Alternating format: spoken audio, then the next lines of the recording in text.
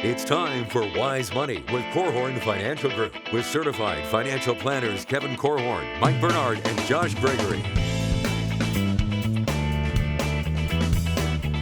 Welcome to another episode of the Wise Money Show with Korhorn Financial Group, where every week we're helping you take your next wise step in your financial life. Thanks for being here, friends. My name is Mike Bernard. I am your host. I'm also one of the certified financial planners on the program.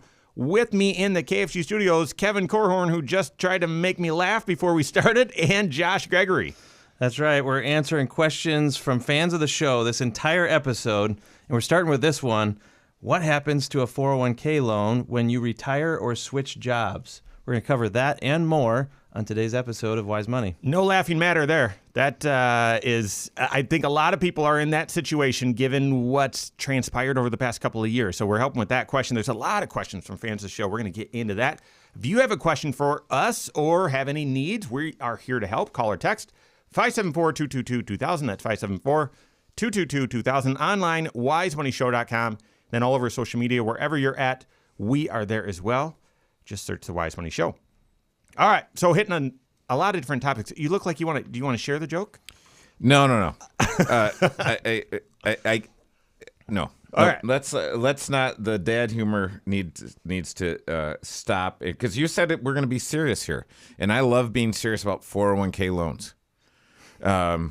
It's one of my favorite topics. Okay. So when you what can I do with it? If you have a 401k, do I get to take a loan against my 401k? And it's based on the plan provisions of your 401k because some 401ks do not allow for 401k loans. Mm-hmm. And some 401ks allow for just one. Some allow for multiple. And what happens is there are certain employers who say, I am very paternalistic and I want to take care of my folks, and I don't think it would be good for them to be able to borrow money against their retirement savings and use that for current purposes. Mm-hmm. And some folks say, well, we don't care. And then there's another group who their HR department has been absolutely pummeled with loan requests and there is some fancy footwork involved because, just to keep it simple, you can borrow half of your 401k balance up to $50,000. Yep. And the rate right now that you pay yourself back, the interest is, let's call it 8%. Yeah. So I borrow $50,000 at 8%. I'm making, almost $1,000 a pay period, and I'm paying back. No, 500. I don't know. Don't do math on the radio. That's right. But I'm paying that back over a 5-year period. Yeah, 5 years. You can't say, well, I'd like to pay back over 10 years or 15. You don't get that choice. So that's a segue right into our first question from fan of the show, Erica. I took a loan from my 401k at Fidelity of about $15,000. But then I later had to leave my job to stay home and take care of a sick parent. Here's the question. Can I withdraw money from my 401k to pay off the loan? How does that work? It's sort of not necessary to draw the money out to pay off the loan. It's essentially already done. Yeah, I mean, for most employers, when you leave your employer and you still have a 401k loan outstanding, most employers are going to force that to be repaid. And it's just based on the plan documents, how their 401k was set up, who the investment company is that helped establish it, that sort of thing. So most of the time, if you leave your employer with the loan still outstanding, it's automatically going to be paid off, and that may not be a good thing for you. It's essentially like a default because you didn't stick around for that full 5-year period to make payments out of every single paycheck, and because of that, it's like the whole loan gets fast-forwarded at the time that you leave. Maybe they give you a little bit of time to pay it off. Maybe some employers will let you keep making the payments after you're gone, but most, it's a default. And if the default happens, then it's as if you just took a distribution and the whole thing just gets paid off. Mm-hmm. Now, distribution means potentially that you're taking an early withdrawal from that account, paying taxes and paying a 10% penalty because of this loan that got wiped out all in one shot. Okay, so here's my question. And Kevin, you may know, you're more involved in our retirement plans department, but just a couple of questions coming to mind. if you're not all employers allow you to continue paying on the loan after you leave your employment with them. I would say most of them don't allow you to do that. It's an administrative nightmare. So if you don't roll over your old 401k and you just leave it at your old employer, is it considered a distribution that year, even though your old 401k is there? Or do you need to roll your 401k over? It doesn't become taxable until the year you transfer it to an IRA. No, that it happens.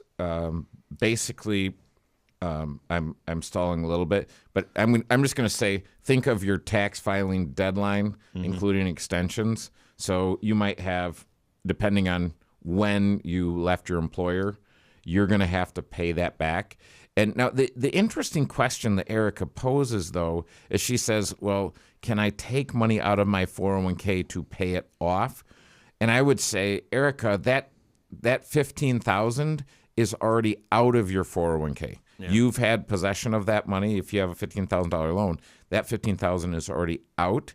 Now, I don't know if you're asking, could you take more money out to pay that off, but that wouldn't really make any sense. It wouldn't matter. Yeah. But you might, I mean, if you're cash flow crunch time, you might need to take more money out. This is kind of a vicious circle to pay the federal, state, and penalty taxes. Yeah, because essentially it's treated then as a distribution. Like Josh said, that could mean there's a penalty as well. Erica, we don't know how old you are. If you're taking care of elderly parents, you certainly might be past the age of 59 and a half. And if that's the case, then it would be taxable, federal and state, but no penalty. If you're younger than 59 and a half, there would be a penalty. But you never withheld taxes on this loan that you took out. And therefore, when all of a sudden it is thrown on a 1099 and taxable to you, there's no withholdings against it. So even in the 20% tax bracket, you're talking $3,000 potentially of taxes. That's not a rounding error. Right. And that could, if you needed a loan in the first place, cash flow is tight, you left your job, take care of an elderly parent. Lots of people are in that situation, and I've seen it. Cash is tight, and therefore to come up with the withholdings could be challenging. I wonder administratively, the fact that she's talking past tense, she already left her employer, she's been taking care of her mom, and it sounds like this loan is still intact out there. So maybe she's been making payments over the past months or years or whatever that she's been gone. I wonder how would you just have to stop making the payments and essentially choose to default? Is that what would cause the distribution to be triggered? Yeah, that's why I asked the question earlier. I'm not sure, and I wonder if it's based on plan provision with that as well, which is sort of, you've got to understand what are the specifics of your plan. If I was in that situation, I would be contacting the 401k provider and asking them some what-if type questions. And if I stopped making this payment, what happens? And most likely it would trigger a default, and then all the tax ramifications that we've been talking about would be incurred. Here we are; it's still early in the calendar year, so this distribution or this default would be landing on your 2023 tax return. If we were having this conversation in December, maybe we would be, doing some careful tax planning to say, well, which year would you want that to occur? Yeah. Are you better off postponing into the following calendar year and maybe delaying the tax that way? Yep. All right. Good question, Erica. Thanks for that. Next question comes from Dan, sending an email. If I inherit a Roth IRA from my mother, can I move it all at once to my own Roth IRA? It's about $45,000. Guys, how's it work when you inherit a retirement account from someone that's not your spouse? Well, it's almost easier to explain how you do it when someone is your spouse. Yeah, let's do that. So if you're inheriting, well, let's just say if your spouse dies, you have two choices. You can set up a beneficial IRA or Roth IRA, or you can combine their balance into yours. Now, if it's your mother, you have to put that into a beneficial Roth IRA, and basically you're the beneficiary. That account has to be drained over a 10-year period. Yep. Thank you, Secure Act 1.0. Yeah. So that's where you would be thinking in terms of, all right, when would I need the money, and is my investment time horizon the same as my mother's investment time horizon? Yeah. And do I keep the current allocation? Do I change it? Do I have some sort of a strategy? Do I take all the money out today? Because you take it all out today and pay no taxes. You could let it grow over the next 10 years, and all that growth would be tax-free. Yeah. So the short answer, Dan, is if you're inheriting a retirement account from your mom, you can't turn it into your own. You can't move the money into your own IRA. But there are some planning circumstances that you want to consider. So we're going to hit that and more coming up on the Wise Money Show with Korhorn Financial Group. Hello, YouTube. Thanks for being here. This is the Wise Money Show. What you're watching right now is our weekly 1-hour talk show that airs right here on this channel, 10 a.m. Eastern Time every Saturday morning, and also on podcast at the same time as well, and then also on a couple local radio stations, which is why the content is structured the way that it is. For more free-flowing content directly for the YouTube audience, you'll find a lot of content that airs right here every day of the work week. So make sure you turn on, hit the subscribe button, then turn on notifications so you're made aware every time we drop new content.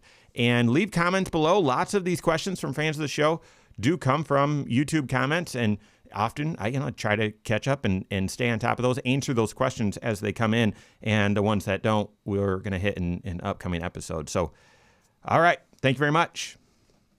Okay, so let's add a little bit more to that, some of the planning implications, and then we can get into Jonathan's question. Good. Okay. If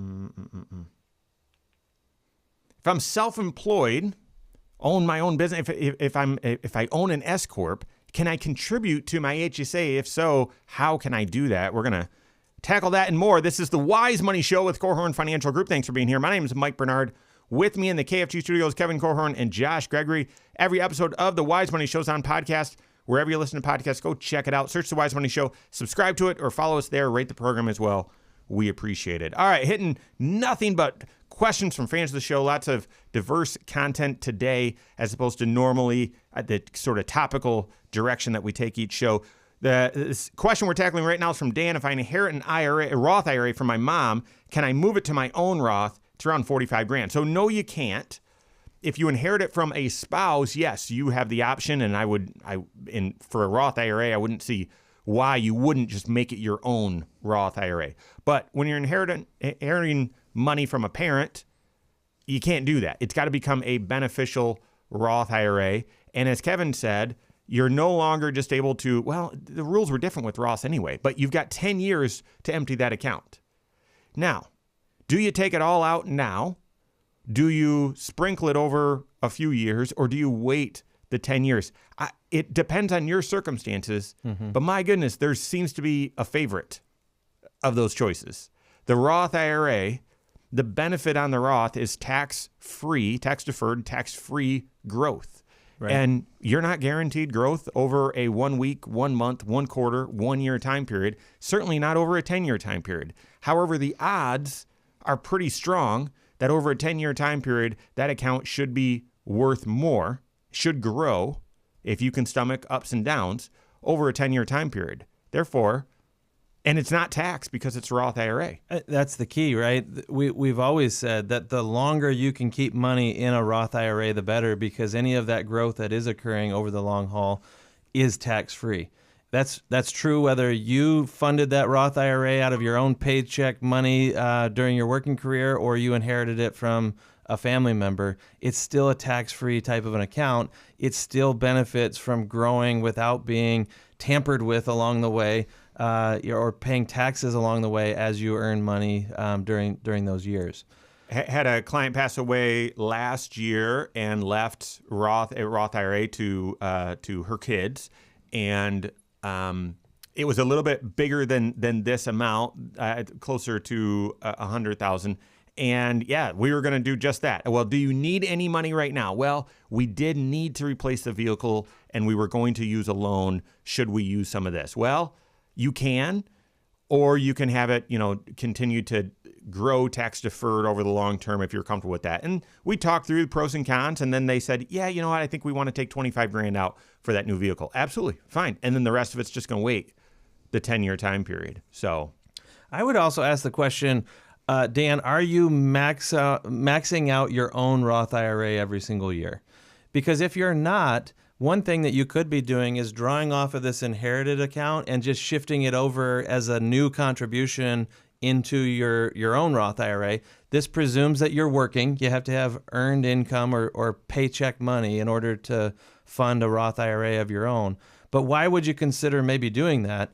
The beauty of a Roth IRA that is your own, that you funded out of your own paycheck money, is that it doesn't have that 10-year time horizon attached to it. That's right. The Secure Act it doesn't force you to liquidate your own account. So all that tax-free growth that we keep on talking about can stretch much longer if it's your own Roth IRA as opposed to the one you inherited from your mom.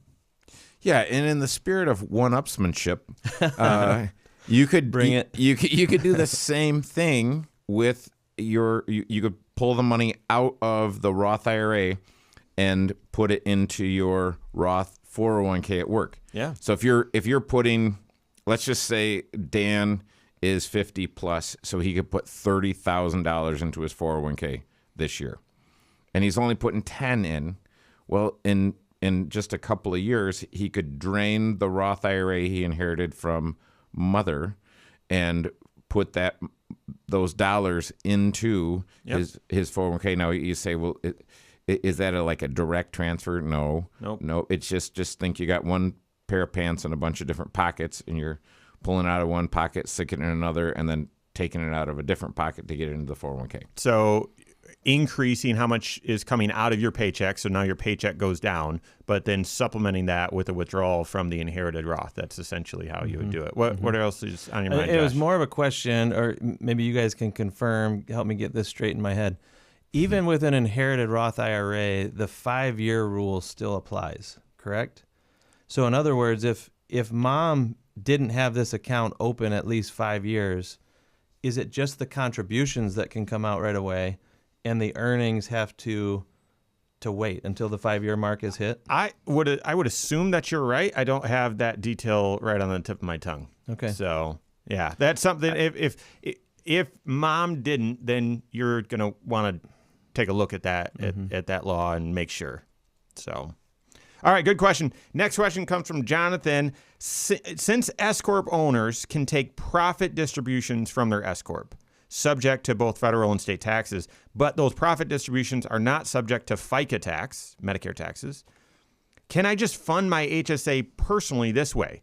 Fed and state taxes would be deductible on the personal tax return. So essentially, here's what Jonathan is saying. When you are a greater than 2% owner in an S corp, people's HSA rule that they love to hate is when we tell S corp owners, hey, it looks like you're contributing to your HSA right out of your paycheck that you're paying yourself. Technically, you're not allowed to do that because you're greater than 2% owner in an S corp. And typically we get responses, well, I've been doing it all along. No one ever told me that. That's mean. I don't like that rule. You're wrong. You're a bad guy. But that's how the rule is written. And so Jonathan's saying, well, wait a second. I essentially could accomplish the same thing by using a profit distribution or a draw or a dividend from my HSA and paying that out to me personally. Profits are going to fall on my tax return anyway. And then I can use that money to fund my HSA and then get that deduction on my federal and state return. 100%, Jonathan. Absolutely. 100%. I don't know if that's why they made this restriction anyway. I'm not sure. Basically, if you're a 2% owner of an S corp or greater, then you really only have the one option for funding your HSA, and it is as an after-tax contribution, a pre-tax contribution rather, on your tax return. That's where you're going to get the deduction. Unlike maybe the employees that work for you who have a second option, and that is to fund it out of their paycheck. And they get some extra tax savings because of it. So we love that option, but unfortunately, as an S corp owner, you don't have that choice. It doesn't really matter whether or not you're taking dollars that you received in a paycheck, received as a dividend distribution, or money you had just lying around. You're going to make that contribution to the HSA and take the deduction on the tax return. You could take a Roth IRA that you inherited from your mother and right. do that. Yeah. So of the two choices for employees that are not an owner of an S corp, 2% or greater, given the choice, we like funding directly out of your paycheck because you're saving federal, state, and FICA taxes right away. Right. But that choice does not exist for the only thing, the only argument I've heard against that, because if you are doing that, if you're putting, 7,700, whatever the number is, into fully funding an HSA, and you're saving 6.2%, that's, say, call it $500. So you're saving $500. Now your Social Security earnings statement is going to reflect your income minus that $7,700 because it doesn't even show up. It doesn't. It's as if it never happened. I've seen some people get pretty upset they didn't realize that's how it works, and then I try to explain how Social Security is calculated, and they get more upset. Like, listen, it's not going to make a difference. It's not going to make a material difference. Exactly. It's all very upsetting. But I think that would be, here I'm going to use that F word again, fair.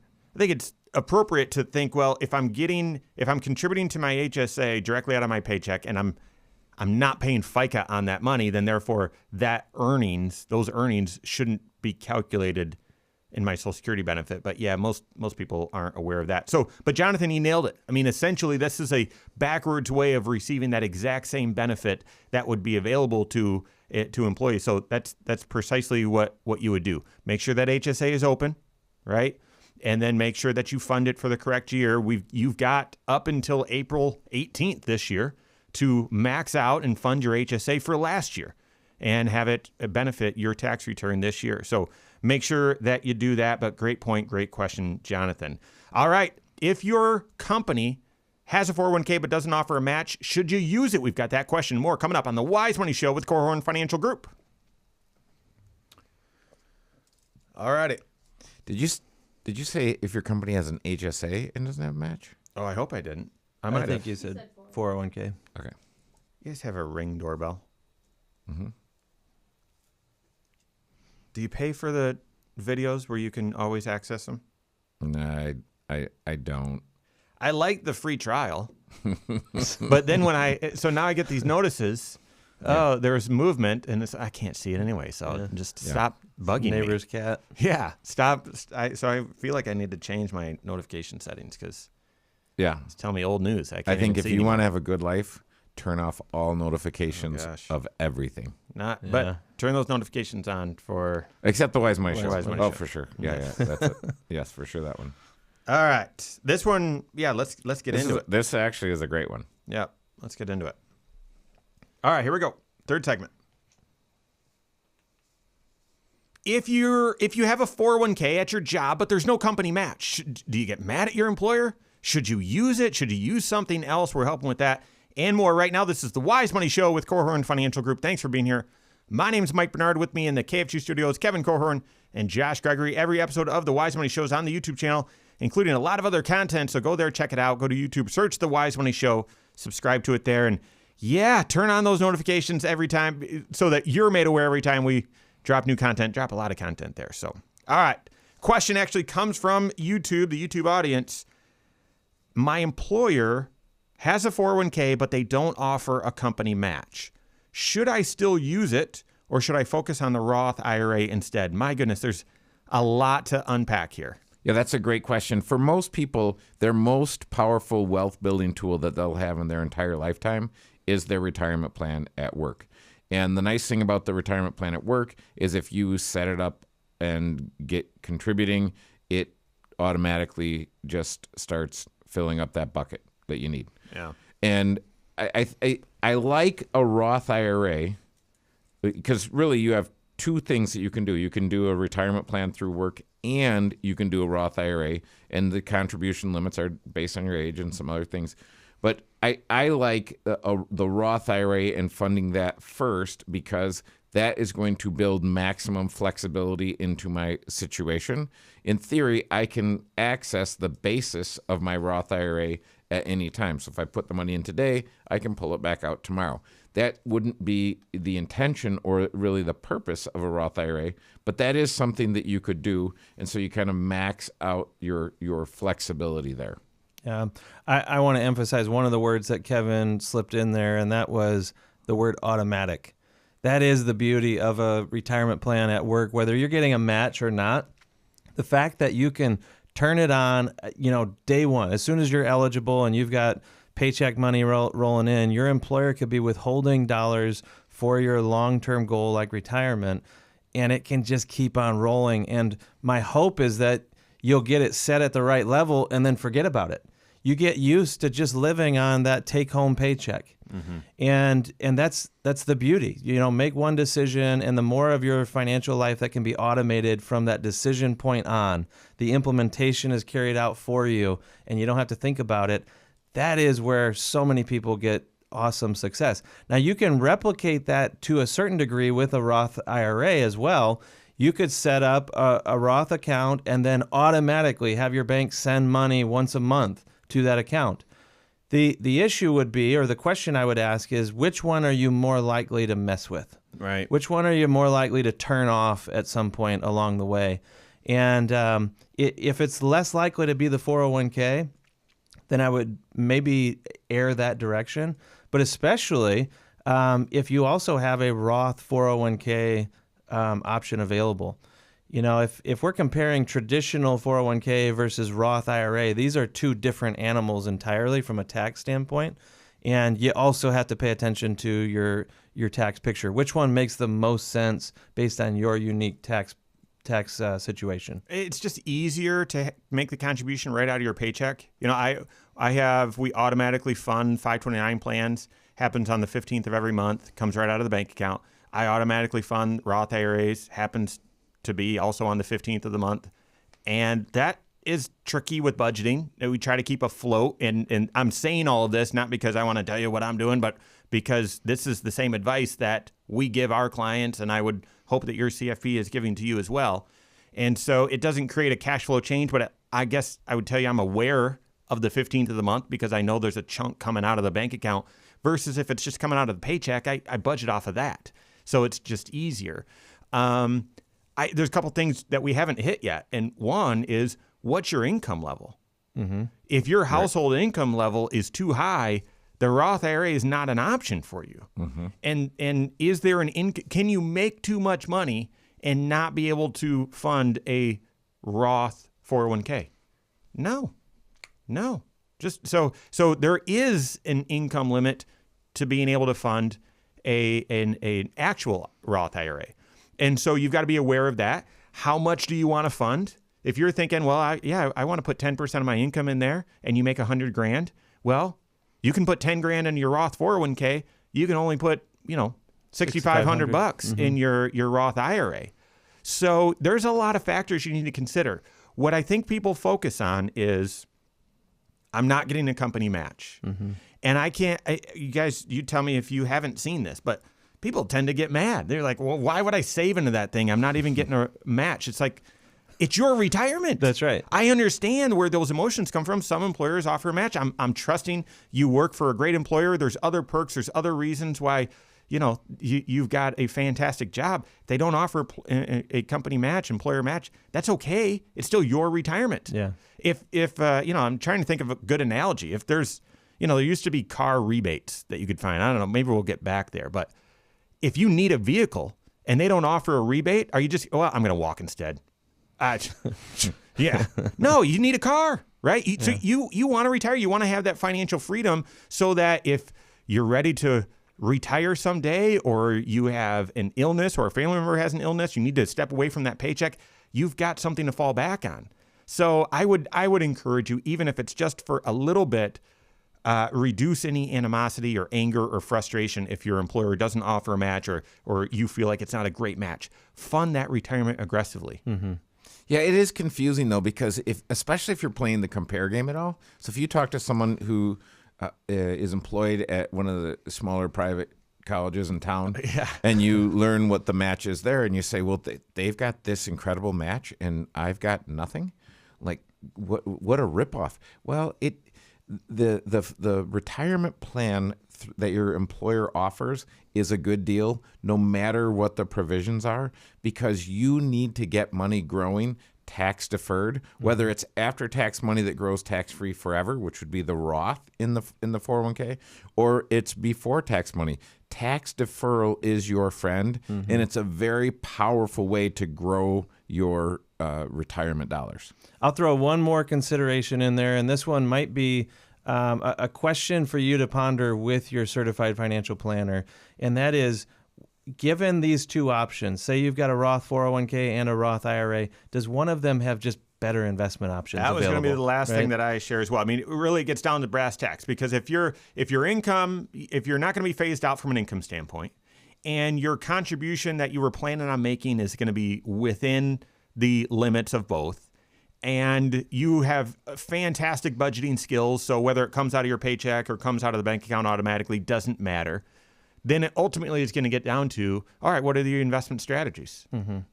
And you're limited within a 401k. Even the most robust 401k out there with maybe dozens of mutual funds for you to select from, it's not thousands, right? It's not the whole world to choose from.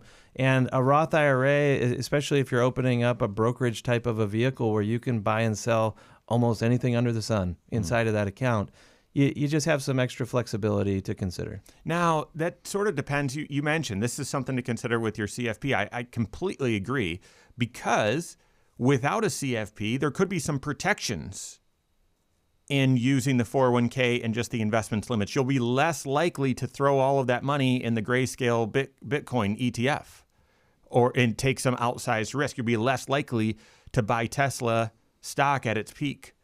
Or, you know what I mean? So, or be speculative, I guess is what I'm saying. Some of you are hearing that and saying, well, that's investing, right? No, speculation. I would make a distinction there. That's speculation, betting all the dollars on one pony.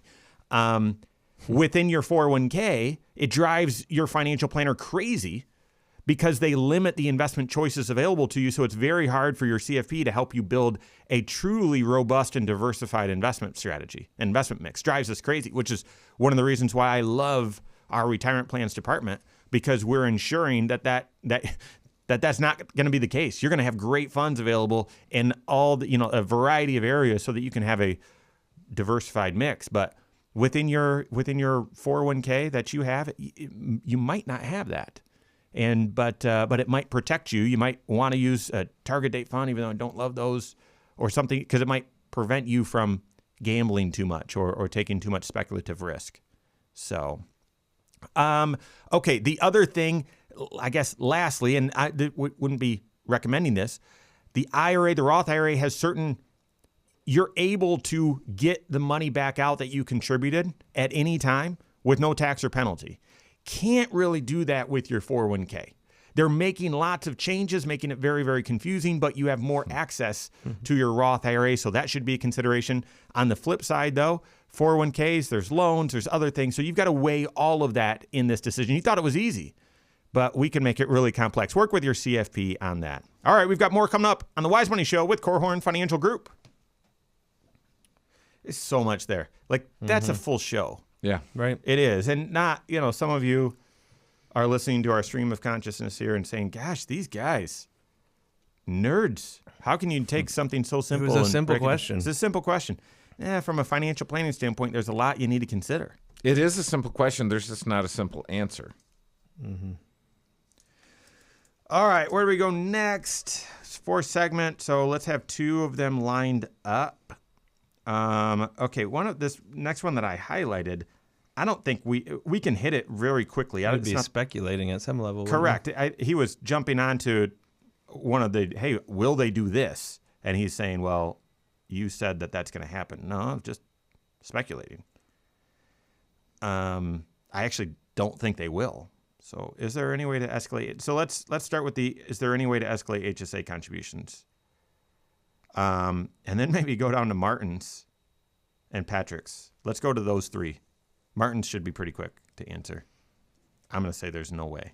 There's no way to escalate HSA contribution? No, if we jump down to Martin's question. Yep. That's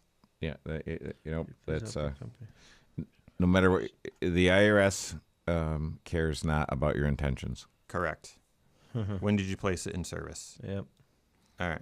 So that will be a short one. That's fine.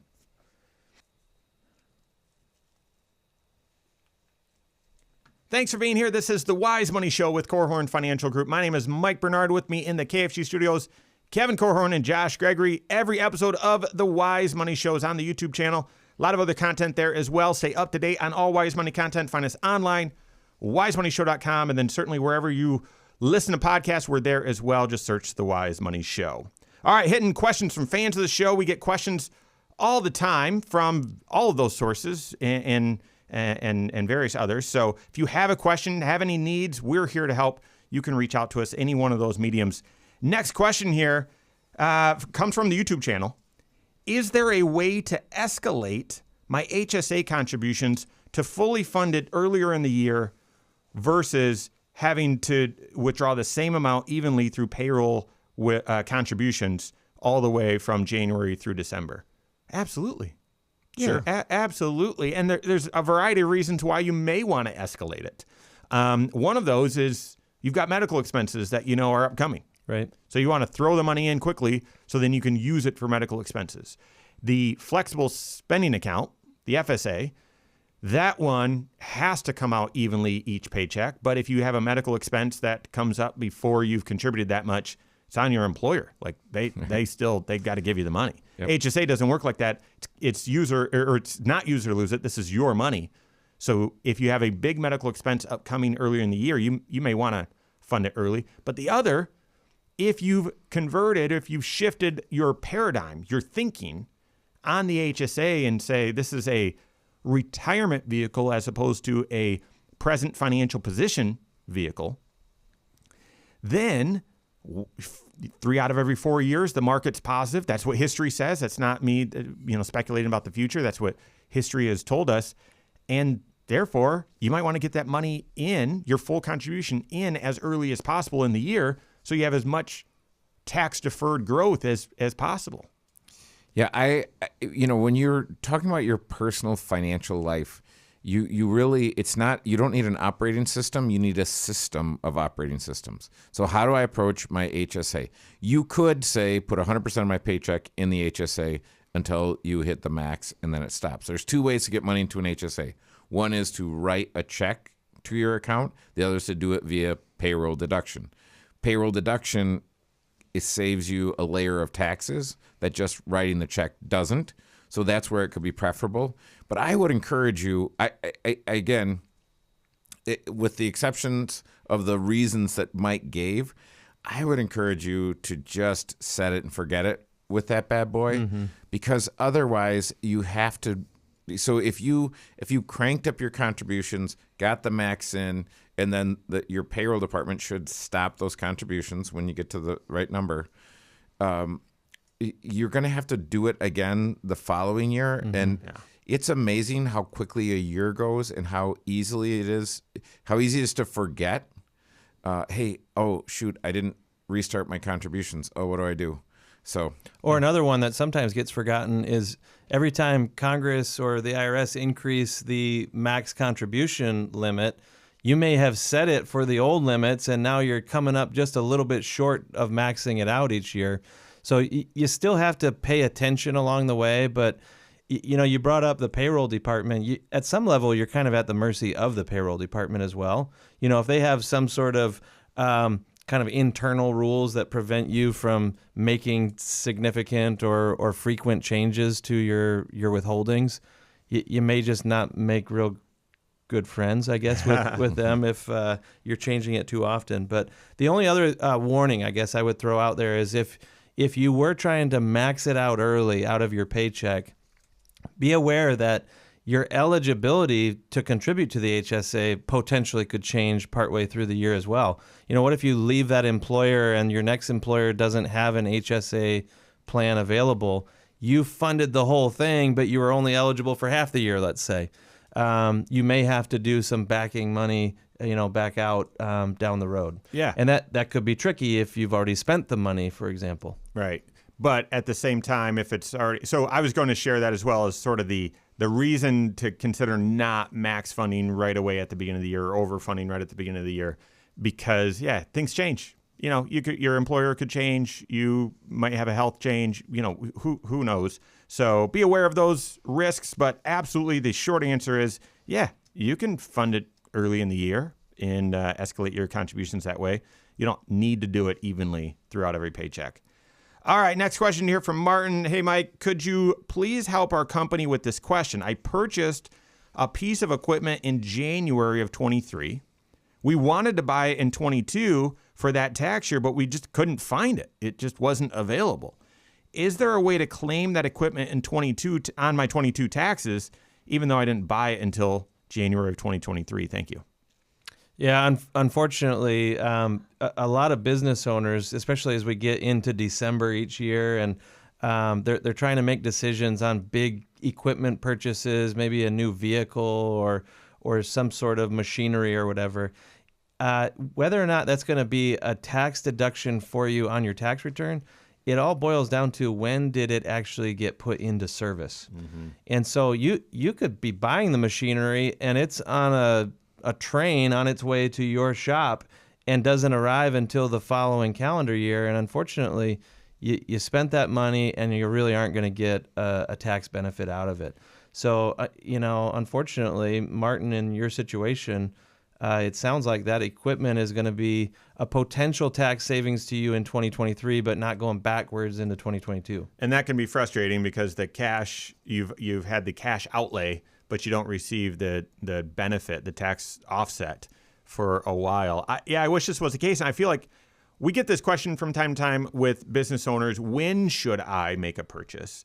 But I feel like this is a more recent phenomenon of, okay, I've decided to make the purchase and I just couldn't even find it. Thanks to supply chain issues, labor shortages, whatever, I just couldn't find it. So I had every intention, but it didn't happen. And Unfortunately, the IRS isn't too keen on what intentions are. So, there may be a number of business owners, though, that, here as we're wrapping up tax season and so on, they're making decisions on what do I do with my tax write-offs from last year. Those who got that piece of machinery into service in December, let's say, they're going to need to make a decision with their certified financial planner and their CPA working together to decide, hey, should we write that thing off slowly over time, which is kind of the default.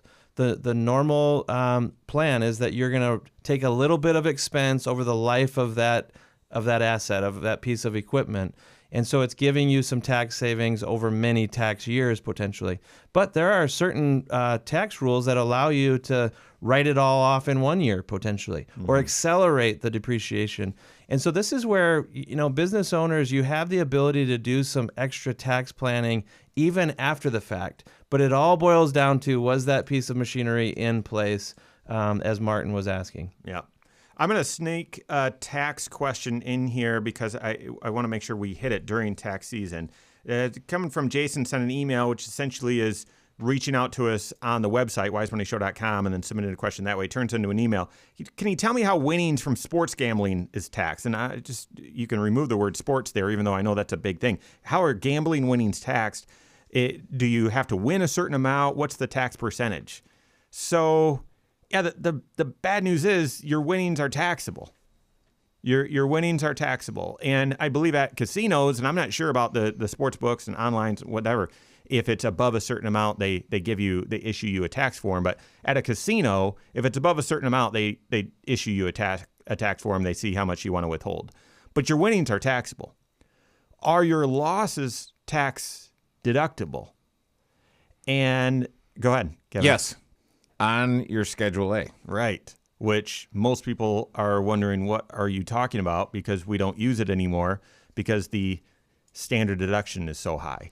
So gamblers, if you win, it feels like a penalty. And if you lose, there's not as much offsetting benefit. This is one of the bummers when it comes to gambling winnings. It's not like stock market winnings, where if you had some gains and you had some losses, those two offset each other, and it's the net amount that lands on your tax return. Nope, gambling, it's going to be counted as income, and maybe, if you're fortunate, or if you're lucky, you'll get to write off some of the losses as well. Very good. And so at what rate? It's ordinary income. It's going to land on your tax return and just be part of your ordinary income. So it could be at the 12% rate, could be at 22% rate, not sure your own tax situation. But this is where if you do a decent amount of gambling, you need to be doing the proactive tax planning work that comes with it so that you can avoid surprises and make sure you're capturing opportunities. So great question, Jason. All right. Great questions, everyone. I hope that was helpful. That's all the time we have for today. On behalf of Josh Gregory, Kevin Korhorn, all of us at Korhorn Financial Group, have a great weekend. We'll see you next Saturday for the Wise Money Show with Korhorn Financial Group. Securities offered through Silver Oak Securities, member FINRA/SIPC. Advisory services offered through KFG Wealth Management, LLC. Doing business as Korhorn Financial Group. KFG Wealth Management, LLC and Silver Oak Securities Incorporated companies are unaffiliated.